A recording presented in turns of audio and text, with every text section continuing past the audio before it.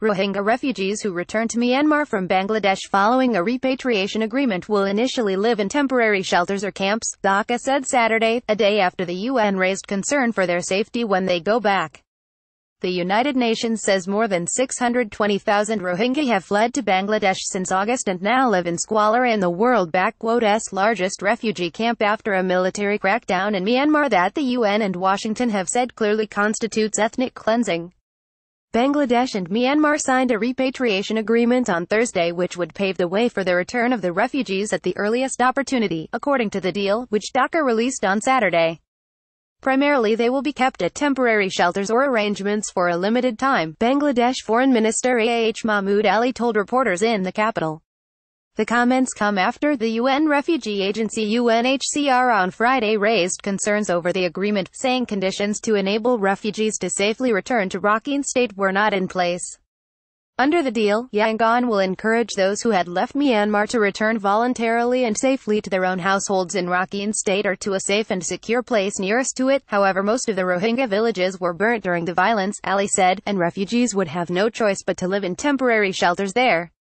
There are no houses. Where will they live? It is not possible to physically return to their own homes, he said. Under the terms of the agreement, Myanmar will ensure temporary shelters are only a short-term option and that refugees' freedom of movement in the Rakhine State will be allowed in conformity with the existing laws and regulations. More than 100,000 Rohingya have been living in grim camps for internally displaced persons since violence erupted in Rakhine in 2012. Rohingya activist Mohammed Zubair told AFP that Rohingya people will never agree to voluntary repatriation if they are not taken back to their villages and their land returned to them, he said. Bangladesh and Myanmar signed a similar repatriation agreement in 1992, which led to the return of some 200,000 Rohingya to Rakhine, but unresolved problems, including the issue of citizenship, continue to fester. The stateless Rohingya have been systematically oppressed by Myanmar, which has stripped the minority of citizenship and severely restricts their movement, as well as their access to basic services. Myanmar-S government says Rohingya are interlopers from Muslim-majority Bangladesh, even though many can trace their roots in Myanmar back generations. Unless we get citizenship in Myanmar, no way the Rohingya will this time return to Rakhine, Zubair said. UNHCR has echoed the concerns of the Rohingya, saying all returns must include the informed consent of refugees.